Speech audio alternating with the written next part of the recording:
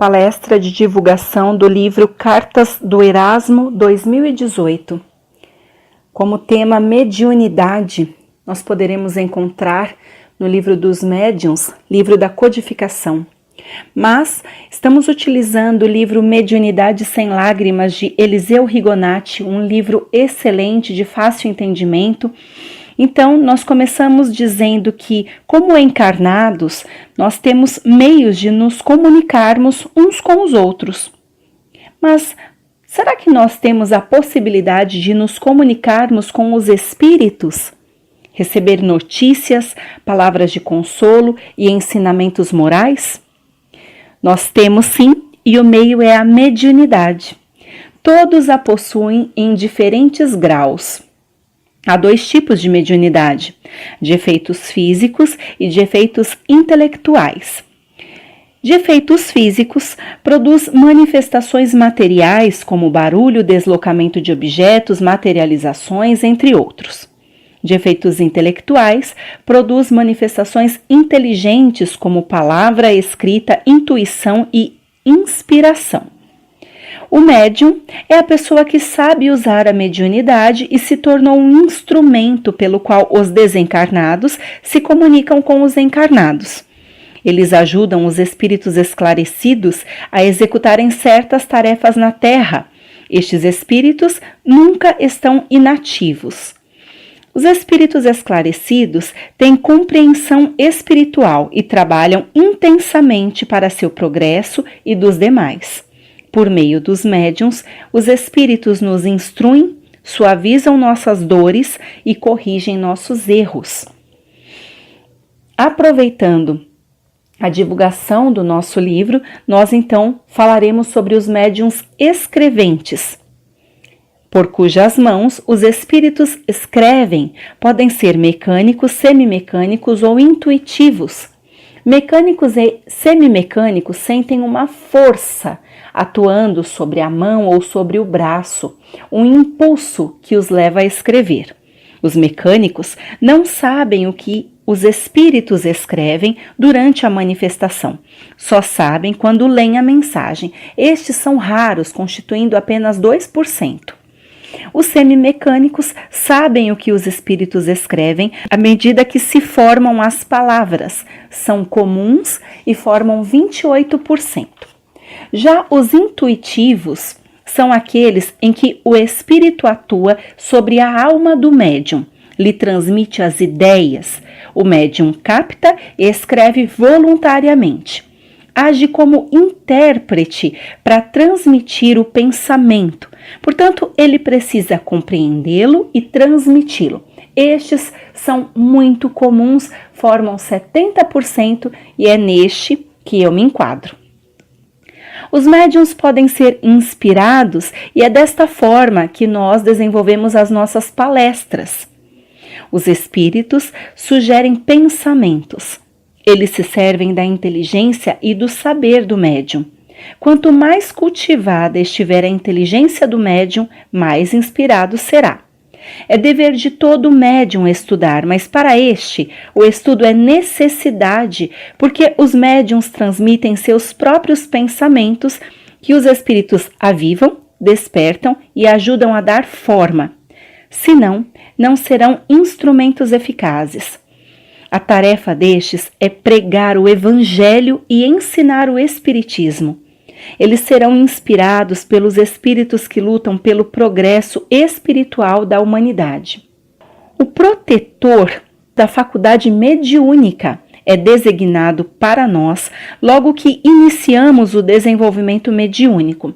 Ele trabalhará no desempenho de nossas funções, protegendo dos espíritos malévolos e orientando para produzirmos bons resultados. Ele é esclarecido e experiente.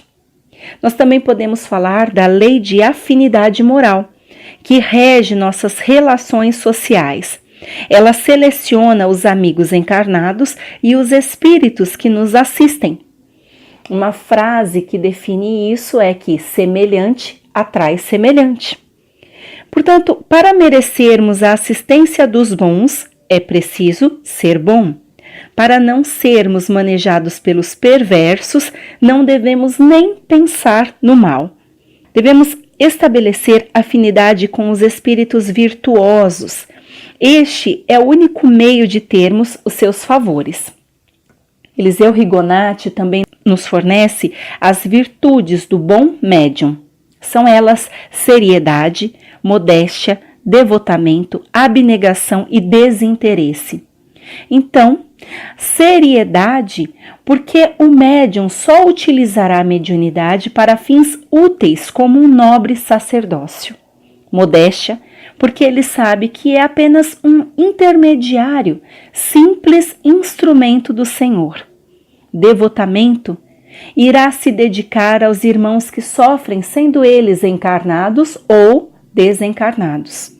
Abnegação, porque renunciará a seus prazeres, gostos e hábitos para prestar socorro mediúnico. Desinteresse, dá de graça o que de graça recebeu. Não vai esperar nem mesmo reconhecimento por parte dos homens. A mediunidade nos leva de encontro ao mundo espiritual, que tem suas leis, usos e costumes. Nele, nós podemos encontrar espíritos dotados das maiores virtudes e inteligências, mas também espíritos viciados e com propensão para o mal. Todas as comunicações devem ser analisadas palavra por palavra. Nós aproveitamos para utilizar o livro Evangelho segundo o Espiritismo, no seu capítulo 19, para recordarmos a parábola da figueira seca que está contida em Marcos 11. Saíram da Betânia e Jesus teve fome. Ele viu uma figueira e nada achou, senão folhas, porque não era tempo de figos. Nunca alguém coma fruto de ti, para sempre. No outro dia pela manhã, ao passarem pela figueira, viram que ela estava seca até as raízes. Então Pedro disse: Olha, mestre, como secou a figueira que tu amaldiçoou. Tem fé em Deus. Todo o que disser a este monte, tira-te e lança-te ao mar, sem hesitar no seu coração, mas tendo fé de que tudo acontecerá, ele o verá cumprir assim. A figueira seca é o símbolo das pessoas que aparentam o bem, mas nada produzem de bom. Podem ser úteis e não são. O que falta é a verdadeira fé, a fé fecunda que transporta montanhas. Jesus condena a esterilidade, pois dia virá que ficarão secas até as raízes. Todos os homens voluntariamente inúteis serão tratados como a figueira seca. Nós devemos nos lembrar que os médiuns são intérpretes dos espíritos. Eles suprem o organismo material que falta a estes para nos transmitirem suas instruções. Se eles desviam a faculdade, se a colocam a serviço de coisas fúteis e prejudiciais ou de interesses mundanos, em vez de frutos salutares, darão maus frutos. Se recusam a tornar proveitosa para os outros, assemelham-se à figueira seca. Deus retirará um dom que se tornou inútil e os deixará cair como presas dos maus espíritos. E é a partir daí que nós traremos a reflexão de hoje. Comumente, com a reflexão, nós trazemos um questionamento. Mas hoje, meus irmãos, numa ocasião tão especial, onde nós podemos comentar, onde nós podemos então divulgar este último trabalho, o trabalho das cartas do Erasmo de 2018, em que Erasmo conseguiu me enviar 227 cartas de espíritos que necessitavam se pronunciar. Nós não traremos um questionamento, como é de costume, nós traremos uma carta deste livro. Vida de médium não é fácil. São muitos Tomés. Eu também estava empenhada. Houve momentos em que pensei que iria desistir. Vida de médium não é fácil. Nós sentimos tanto, nós vemos um mundo que ninguém vê. Nós ouvimos e somos chamados de loucos. Chega um momento que é melhor esconder. Fazer cara de que nada está acontecendo é melhor, porque ninguém acredita. São muitos Tomés. Eu escrevi e desejei que o mundo todo fosse diferente. Desejei que as pessoas pudessem se reformar, que elas pudessem ser mais decentes umas com as outras. Eu desejava que fossem boas e que pudessem enxergar como eu. Enxergar a necessidade de auxiliar todos que precisam. Eu cheguei a crer que iria haver esta transformação do mundo. Me lembrei das guerras e de tantos que foram mortos por uma causa ridícula que envolvia dinheiro e poder. Eu me lembrei de todas as médiuns que, como eu, aspiravam o contato com a espiritualidade, aspiravam a liberdade de expressão, aspiravam a fé e foram jogadas na fogueira por um ideal que se dizia cristão. Cristão?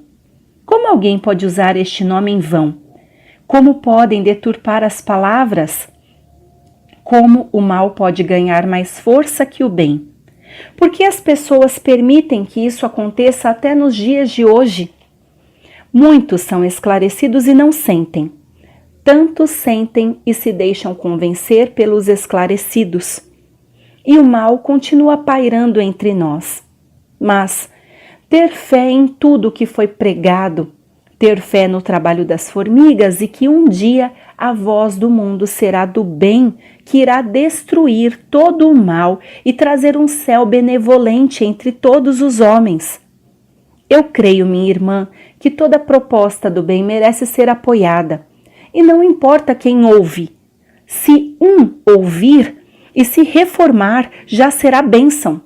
Se o amor eclodir nos corações dos homens pequeninos pela lembrança de um Cristo amoroso e cheio de perdão, aos poucos seremos salvos. Quando os homens estiverem limpos da imoralidade, poderemos alcançar escalas evolutivas maiores. Quando não disputarem o poder, quando souberem dividir e se tornarem responsáveis uns pelos outros com a simples preocupação de produzir amor, estaremos evoluindo realmente. Que Deus permita que os planos sejam concretizados e que os homens abram seus olhos para não desviarem dos planos do Senhor. Agradecida pela atenção, esta foi a Alexandra. Eu só tenho a agradecer, meus irmãos, agradecer por todos aqueles que nos escutam, que nos permitem atuar. É um trabalho simples, com certeza, de uma médium que se esforça diariamente para aprender, para que possa ser um bom instrumento, mas sem dúvida, por um espírito esclarecido que tem um importante trabalho de divulgação do Espiritismo, mas antes de tudo, de pregação do Evangelho de Jesus. Nós temos a certeza de que, da mesma forma que este trabalho nos enobrece, também pode auxiliar diversas pessoas e nós agradecemos por todos que ouvem e também divulgam. Muito obrigada pela atenção de todos. Que Deus, nosso Pai, Jesus, nosso Mestre, continuem nos amparando todos os dias, dando esta certeza de que nós somos assistidos pelos amigos espirituais, como é bom, Senhor, o teu amor por nós, tão grandioso. Faça, Senhor, nascer em nós esta fé inabalável, esta fé que nos conduz. Que nós possamos então, meus irmãos, trilhar dias mais tranquilos, conscientes de que somos importantes no mundo, importantes com amor, com paz, com decisão de transformação positiva. Nós agradecemos ao mentor Erasmo Gurgel por tudo que tem acrescentado em nossas vidas. Graças a Deus, graças a Jesus.